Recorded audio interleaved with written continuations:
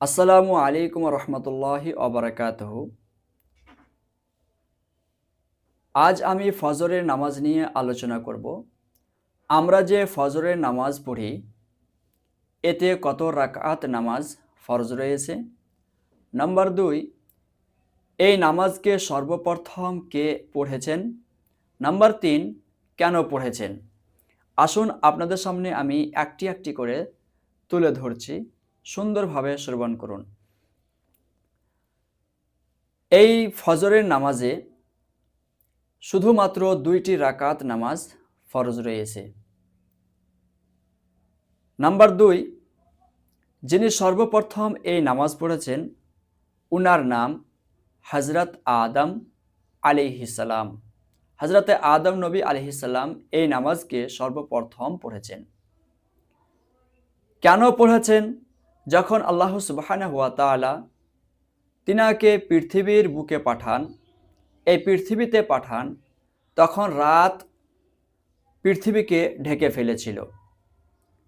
পৃথিবীতে এত অন্ধকার, হযরতে আদম নবী আলাইহিসসালাম কোনো জিনিস দেখতে পাচ্ছেন না, এমনকি নিজের হাত পর্যন্ত দেখতে পাচ্ছেন না।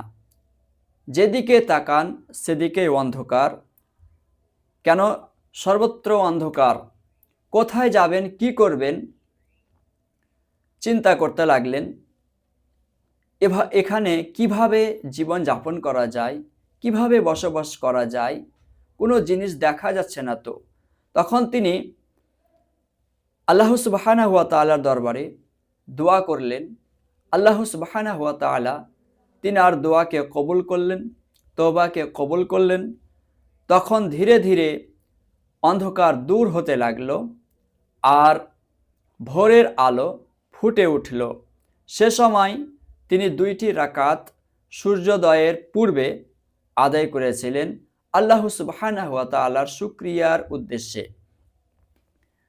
একটি রাকাত নামাজ পড়েছিলেন অন্ধকার দূর হয়ে যাওয়ার কারণে, দ্বিতীয় রাকাত পড়েছিলেন ভোরের আলো ফুটে ওঠার কারণে। এই 2টি রাকাত আল্লাহ সুবহানাহু ওয়া তাআলাকে এত পছন্দ হলো, এত ভালো লাগলো যে তিনি তিনার আখিরি নবী হযরত মুহাম্মদ মুস্তাফা সাল্লাল্লাহু আলাইহি ওয়াসাল্লামের উম্মতের জন্য ফরজ করে দিলেন।